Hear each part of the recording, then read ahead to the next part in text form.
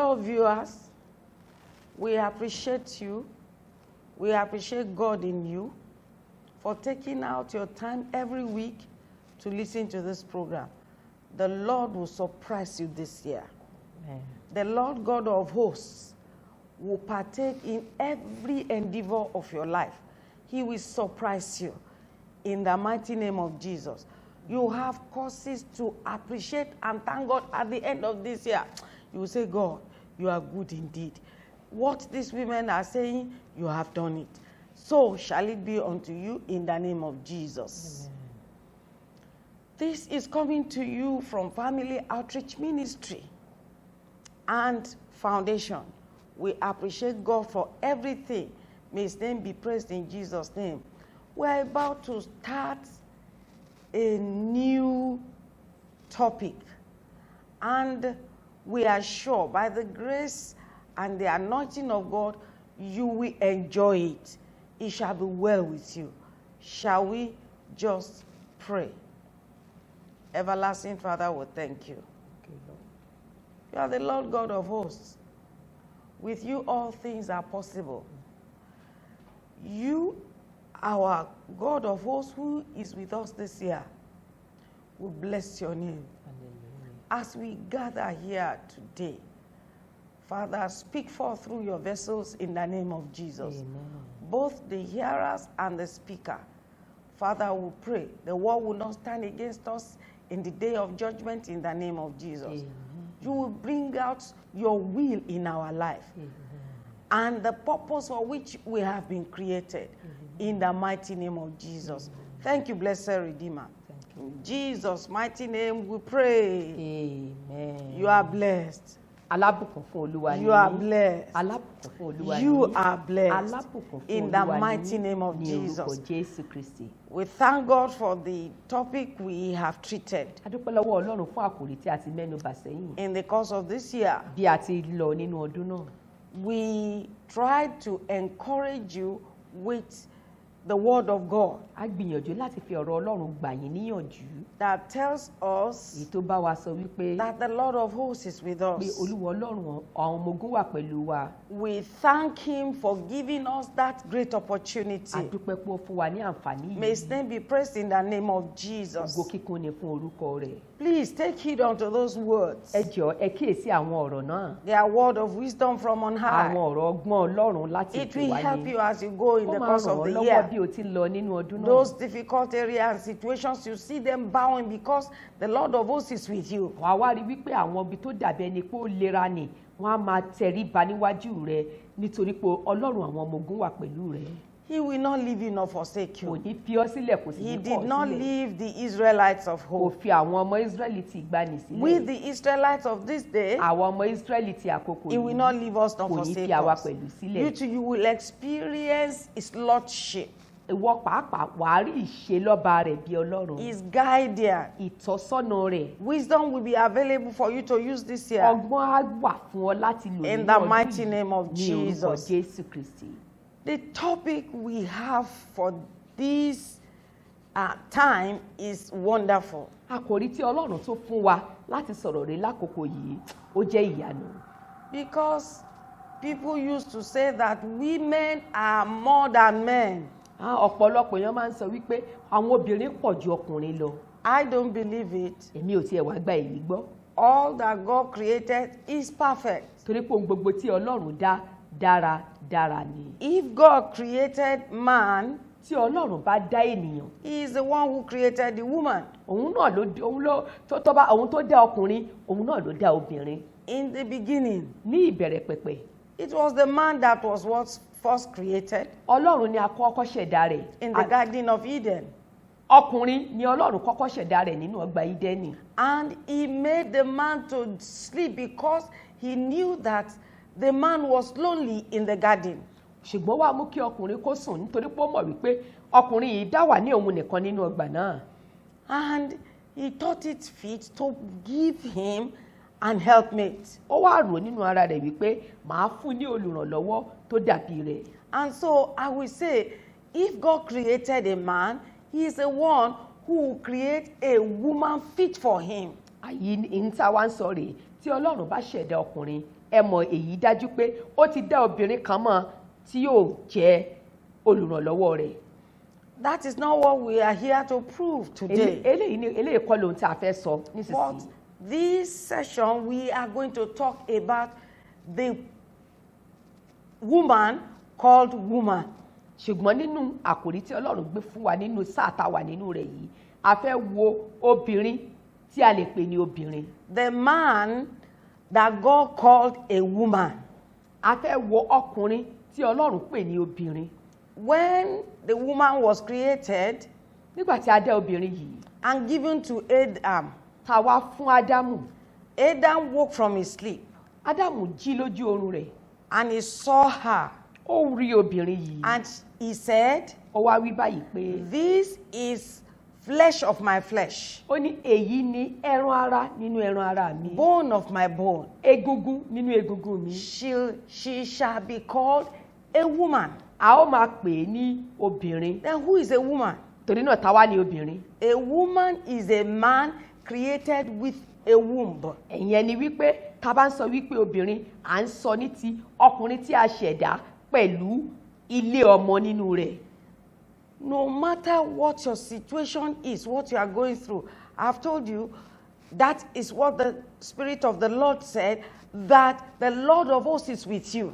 Ẹ gbọ́ àti ní ohunkóhun yòówù tẹ́ bá là kọjá nínú ọdún náà ohun tí Ọlọ́run fún wa yìí ní kẹ́sà máa fi sọ́kàn yín pé Olúwa àwọn ọmọ ogun ó wà pẹ̀lú wa. Maybe you are hearing my voice and you are saying in your heart, I'm created a woman with a man with a womb, and so that is why I'm called a woman, but God has not made me a woman. Maybe you are looking unto God for the fruit of the womb. Bóyá ńgbà tó wá ń gbòǹwọ̀ wá ń sọ pé èmi lẹ wá ń sọ wípé obìnrin ni mí adá mi ní ọkùnrin tá a fi lé ọmọ fún ńgbà tá a fi lé ọmọ fún mi kí ló yẹ kó ṣẹlẹ̀ àtijọ́ tí mo ti ń dúró yìí náà mi ò tí ì rọ́mọ bí náà. Be of good cheer. Gbọ́ tìjú kalẹ̀ Olúwa The wí. Lord of hosts is with you. Ọlọ́run àwọn ọmọ ogun wà Just pẹ̀lú listen rẹ̀. to what God Ìwọ is ṣáà saying. tẹ́tí sí ohun tí Ọlọ́run bá He ọ will give sọ. you instructions. Á fún ọ ní ohun tó tọ́ tó yẹ Please láti mọ̀. obey such Ohunkóhun instructions. tó bá sọ fún ọ pé kó ṣe ni ìwọ ṣáà Don't gbọ́ràn. disobey His Ìwọ má word. ṣàìgbọràn sí ọ̀rọ̀ The rẹ̀. benefit and blessing of obedience will follow you. Bí o bá ti gbọ́ràn sí ọ̀rọ̀ rẹ̀ àǹfààní àti ìbùkún ìgbọràn á tẹ̀lé fún ọ. Age is no barrier with God. Ọlọ́run tiẹ̀ ní fi ọjọ́ orí ṣe rárá. If Sarah, at her age, gave birth to a child, age will not be your barrier too. Gbọ́ bí Séráì bó ṣe darúgbó tó ní tí a lè fi irú ọmọ fún un ní ìgbà tí àkókò Ọlọ́run ọjọ́ orí òní ṣe pọ̀ pẹ̀lú ọ̀rọ̀ ayé rẹ̀ You might be Olúwa yóò ṣe fún wọn saying náà. the same thing that Sarah said. Ìwọ náà lè máa sọ nǹkan náà tí Sáráì náà sọ. You have eaten. Ẹ mọ̀ ó ti jẹ. You better be going. Do you know my age? O lè ní ẹ ìwọ wíwí ṣé ọmọ ń tẹ̀ ń sọ ǹjẹ́ ọmọdé orí mi. She laughed. Òun náà rẹ́rìn-ín Sáráì rẹ́rìn-ín. And the angel told her, Áńgẹ́lì wá sọ fún un. by this time of next year, Nígbà tó bá máa fi tó ìwòye ọdún tó ń bọ̀. and God visited Sarah. Ọlọ́run sì bẹ̀ Sárà God wò. will visit you. Ọlọ́run tó bẹ̀ Sárà wò yẹn yóò bẹ̀ ìwọ náà Because wò. He made you a woman. Torí pé ó dá ọ ní obìnrin. You will experience womanhood Ìwọ náà á ní ìrírí ìṣẹ̀dá obìnrin in the mighty name of ní Jesus. orúkọ Jésù Kristi. God did not make any mistake for creating you as a woman. Gbọ́ Ọlọ́run kò ṣe àṣìṣe pé ó dá ọ lóbìnrin. He made you a woman. Òun ló dá ọ lóbìnrin. We have a role in the kingdom of God. Obìnrin ní ojúṣe rẹ̀ nínú ìjọba Ọlọ́run. We have a role in our homes, Wà á ní ojúṣe nínú ilé wa, in our families, nínú ẹbí wa, in the society. àti ní àwùjọ We have a pẹ̀lú. role to play. A ní ojúṣe láti ṣe. Which role are you playing? Ojúṣe wo ni ìwọ ń ṣe? Are you playing the role of God and fulfilling God's purpose? Ìwà ń ṣe ojúṣe tí Ọlọ́run lànà rẹ̀ fún ẹbí tó sì mú pípé ìfẹ́ Ọlọ́run ṣẹ bí. Abi, you are just living because you are just living. Àbí o kàn ṣáà ń gbégbé ayé rẹ̀ ṣá torí kò sáàrí wípé ó yẹ kí n gbé bí ẹ̀dá ènìyàn. In Genesis chapter 1:28, Tá bá wo Genesis orí kìíní ẹsẹ̀ ìkejì ó dín ní ọgbọ̀n. the Bible says, Bíbélì wípé and God blessed them. Olúwa sì bùkún fún You wọn. have been blessed. Olúwa ti bùkún fún You wọn. have been blessed. Olúwa ti bùkún fún And wọn. because you have been blessed, Nítorí pé a ti bùkún this fún ọ year yìí. will be a different year. Ọdún tó wà nínú rẹ̀ yìí á jẹ́ A ọdún year ìyàtọ̀. of progress. Ọdún ìtẹ̀síwájú. A year of great success. Ọdún àṣeyọrí A rere. year that you will sing songs of victory. Ọdún tí ó kọ orin A ìṣẹ́gun. year you will know that God indeed is with you. Ọdún tí ó kọ orin ìṣẹ́gun. A year you will know that God indeed is with you. Ọdún tí ó kọ orin is the Lord of hosts. ọdún tí wọ́n ti kára rẹ̀ yóò mọ̀ tó sì jẹ́rìí sí wípé Who is nítòótọ́ ever with his Olúwa ni people? Ọlọ́run àwọn ọmọ ogun. A lot of women say, when I'm coming again, if there's any coming again, I want to come as a man. àwọn obìnrin mìíràn nítorí ìrírí ohun tí wọ́n là kọjá wọ́n ní táwọn bá tiẹ̀ máa padà wáyé yìí tó bá tiẹ̀ rí bẹ́ẹ̀ o àwọn àwa lọ́kùnrin. Don't you ever say that? má sọ̀rọ̀ ẹ̀ mọ́. God has never made a mistake. Ọlọ́run ò ṣe àṣìṣe láti dá ọ We'll lóbìnrin. be back after this a ó time. tún padà sórí afẹ́fẹ́ láìpẹ́.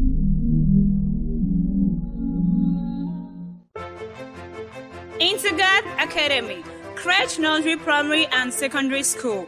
Open doors since 2010. Located at number 8 Sewing Street, Ikeja, Lagos. Intergard Academic School is one of the most equipped schools in Nigeria. We provide conducive environment for kids' development and necessary securities like CCTV, lifts for easy movements. We have qualified teachers that caters for children to help develop and discover their academic potentials. We offer first-class facilities like well-equipped library, full air-conditioned classrooms, e-library, waiting room, IT classes, playground. We seek to give every Intergard academic student the confident academic opportunities, strengths and characters that will help them find their unique path in life. Our students will become the legacy and decision makers tomorrow. Intergard Academy. Raise a child and shape the nation. Intergard Academy. Raise a child and shape the nation.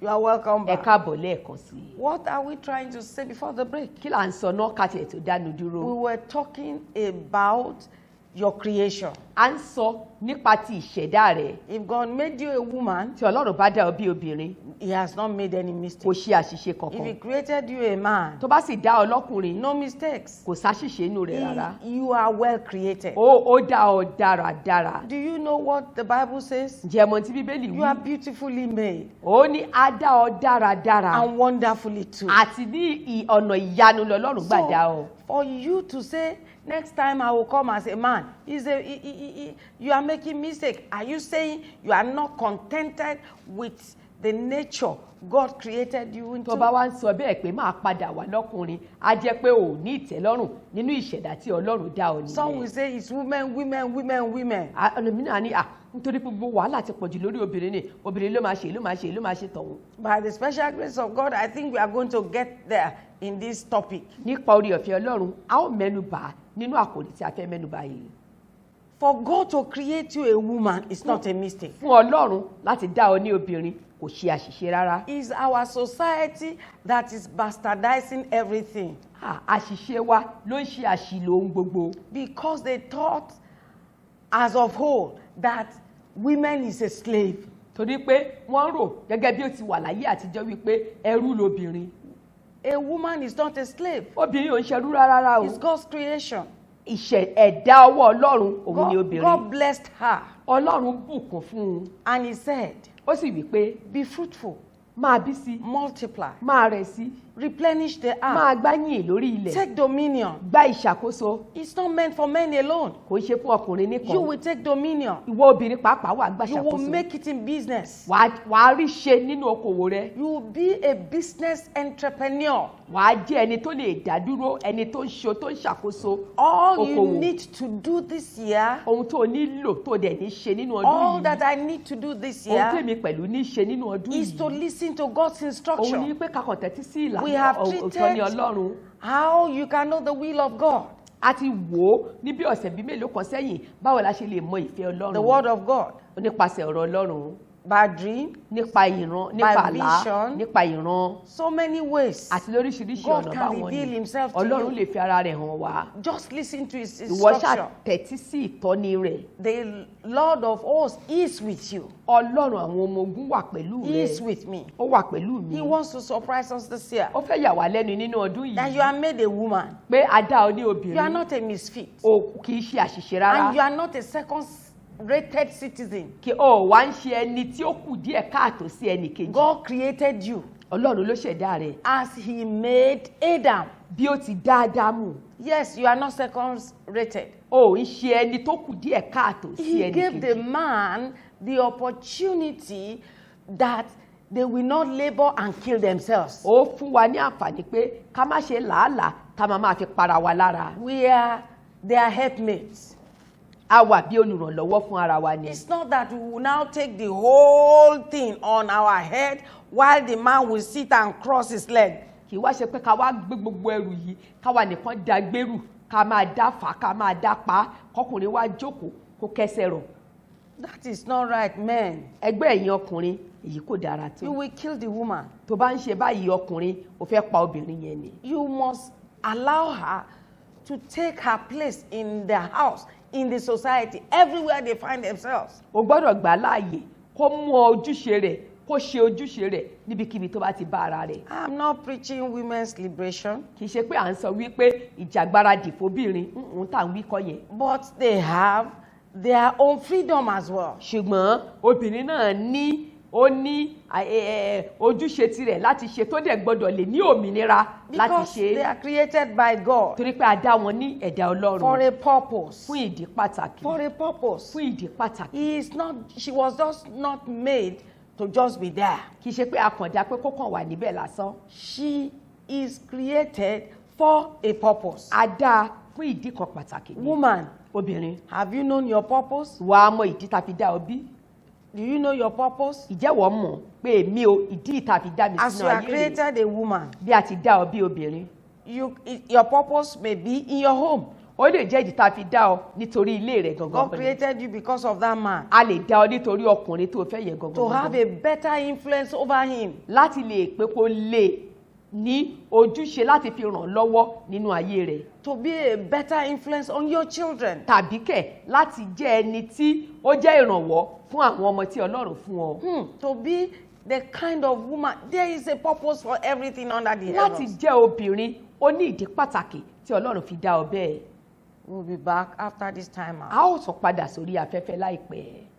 Gulf View Hotel and Suites gives you a free view of golf games going on live on Ikeja Golf Court from the comfort of the hotel rooms, especially the VIP rooftop lounge. The rooms are exclusively luxurious, easily accessible about 5 minutes drive from the local airport and approximately 10 minutes from Murtala Muhammad International Airport. Gulf View Hotel and Suite is situated at number 12 General Adeyinka Adebayo Road, GRA Ikeja, Lagos. Call 0700 Gulf View and 07000 Gulf View for reservation. Gulf View Hotel and Suites, bright and beautiful magical experience.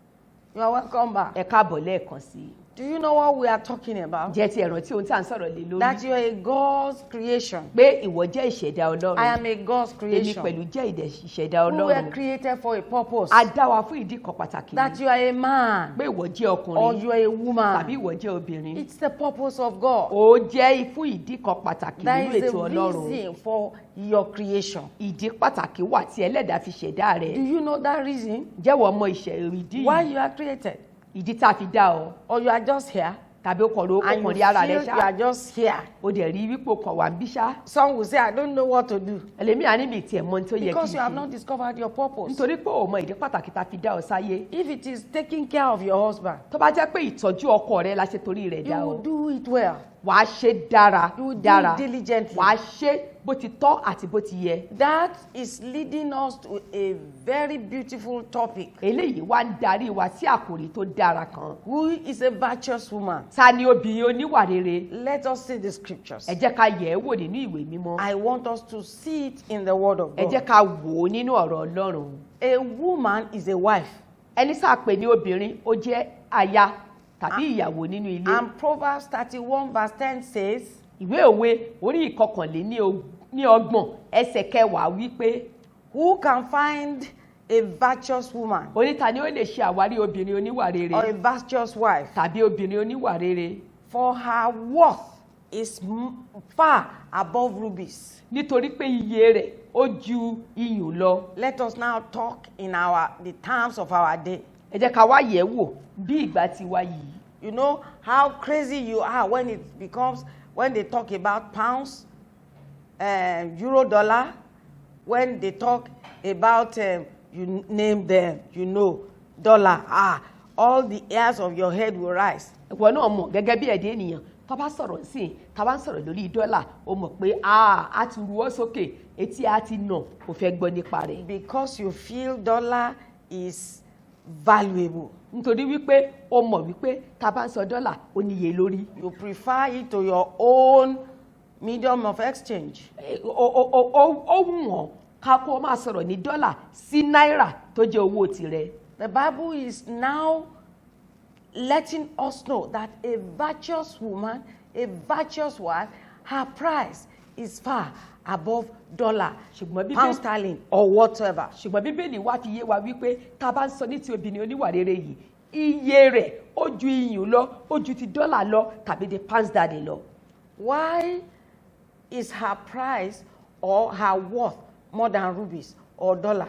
Torí kí wá ni iye rẹ̀ tó ṣì ju iyùn lọ tàbí ká fi ṣe àkàwé dọ́là tàbí pound sterling. It's because of the value she carries. Ìdí ni wípé nítorí àwọn iye èyí tó ní nínú rẹ̀. That value that you carry might be your purpose. Iye tí o ní ni ó lè jẹ́ òun gan ni ìdí pàtàkì tí a fi dá ọ nínú ayé yìí. It is very important for you to know. Ó ṣe pàtàkì fún ọ láti mọ nǹkan yìí. And to note. Kò sì kíyèsí that pé a virtuous woman, obìnrin oníwà rere, is a woman who leads her home with integrity. Àwọn ni ẹni tí ó ń ṣàkóso ilé rẹ̀. A woman of integrity. Ó jẹ́ obìnrin tó ní ìwà rere. She is not a liar.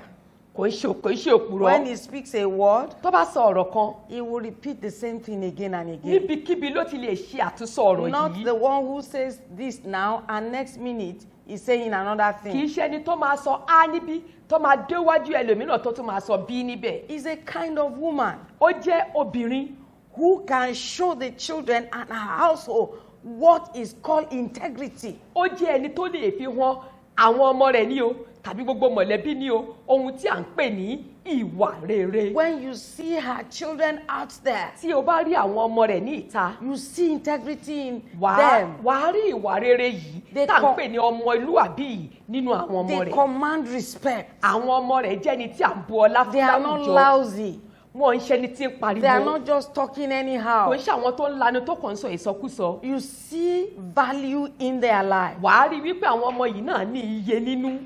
Because the mother is an integrity woman. Torí pé ìyá wọn pàápàá òun náà jẹ́ obìnrin tó ní iye lórí. Because their mother is well disciplined. Nítorí pé ìyá wọn jẹ́ ẹni tó kó ara rẹ̀ ní ìjánu. She taught the children to be disciplined. Ó kọ́ àwọn ọmọ rẹ̀ láti ní ìjánu. She will not teach her children to be wayward. Kò ní kọ́ àwọn ọmọ rẹ̀ láti jẹ́ oníwà búburú. Some of us, because you have no integrity, you are not disciplined. You don't know how to discipline your children. Ọ̀pọ̀lọpọ̀ wa nígbà táwa náà kúkú ní iye kankan lórí tá a jẹ́ obìnrin oníwà rere a ò ní ìwà rere kan tá a lè fi kọ́ àwọn ọmọ wa. And now we just say it's their time. Àní gbogbo tí ń ṣe láyé òde ẹ fa àwọn ọmọ yẹn lẹ o ìgbà tí wọ́n ní o. You are not a virtuous woman. Tó o bá ń sọ bẹ́ẹ̀ ìwọ ti kára rẹ ò ń ṣe obìnrin oníwà rere. You must be able to stand. O gbọ́dọ̀ lè dúró. Letting those children to know that it is good for them to be a child with integrity and discipline. Àwọn ọmọ yìí gbọ́dọ̀ mọ̀ wípé ohun tó dára fún wọn ni pé káwọn ní ìwà rere káwọn sì lè kó ara wọn ní ìjánu. Because without it, torí láìsí ìjánu yìí àti ìwà rere they will bring disgrace to you. Wọ́n máa mú àbùkù wá bá ọ lọ́jọ́ iwájú ni. They will bring shame to you. Wọ́n á mú ìtìjú wá lọ́jọ́ iwájú ni o. They will bring contempt to you. Wọ́n á mú ẹ̀dùn ọkàn wá bá ọ lọ́jọ́ iwájú. Contempt and your home. Àti nínú iṣẹ́ ọ nínú ilé. People will say, nígbà táwọn èèyàn bá wá rí ẹ wọ́n ní kò sí bí ti rí. What do you expect from them? Kí lẹ ń retí lọ́wọ́ àwọn ọmọ wọ̀nyí? Don't you know their mother? Ẹ̀yin náà rí bí ìyá wọn ti rí ni. She is so. Ṣé bẹ́ẹ̀ mọ̀ ìyá wọn? She is that. Ìyá wọn náà tí ò gbọ́kàn tí ò níwà. Hey, you can start anew. Ṣùgbọ́n lónìí o lè bẹ̀rẹ̀ lọ́tùn. This is a new year. Ọdún tuntun rèé o. You have made decisions in time past and you failed yourself. Èmi mọ̀ láwọn ìgbà sẹ́yìn ó ti ṣe ìpinnu tí ìpinnu rẹ kò dúró tó ti kùnà nínú If you ìpinnu can rẹ. only give your life to Jesus, Ṣùgbọ́n lónìí tí o bá lè jẹ́ fi ayé rẹ fún the Holy Kristi Spirit Jésù, will instruct your heart. ẹ̀mí mímọ́ á wá bẹ̀rẹ̀ sí tọ́ ọkàn rẹ. And the Lord of hosts will stand by you. Ọlọ́run àwọn ọmọ ogun á wá dúró tì ọ́. And you will see you will not fail as other Wàá years. wá rí wípé ò ní kùnà bó ti ń kùnà láwọn ọdún tó You kù. will be a good example to your household. Wàá jẹ́ àpẹẹrẹ rere fún ìdílé rẹ àti ẹbí The rẹ. woman we are going to study in Proverbs 31. Obìnrin tí a fẹ́ yẹ̀wò nínú ìwé orí Her kọkànlélógún life yìí. is loaded. Ìgbé ayé rẹ̀ kún fún oríṣiríṣi ìwà rere. That is what we call virtue. Èyí ni à ń pè ní níní iye lórí. The Lord will help you. Olúwa yóò ràn ọ́ He will lọ́wọ́. help me. Olúwa yóò ràn mí pẹ̀lú As lọ́wọ́. woman, Gẹ́gẹ́ bí obìnrin. because God reckoned with us, Torí pé Ọlọ́run ó ń gbójú sókè sí wa. I pray He will help you Mo gbàdúrà pé yóò ràn ọ́ lọ́wọ́ as you give your life to Him. bí o ti ń fi ayé rẹ fún un. From I, your regular hostess, Bisi Olowo, and Rẹ̀mí Àfọlábí. we love you with the love of Christ. Please tune to listen next week, and God will bless you because this topic is loaded. A fẹ́ kí ẹ gbọ́ kí ẹ sì jókòó lọ́sẹ̀ tó ń bọ̀ kí ẹ tún gbọ́ wa nítorí pé àkòrí tí a mẹ́nubà yìí ó kún fún oríṣiríṣi ẹ̀kọ́. Olúwa yóò sì ràn yín lọ́wọ́. Àmín.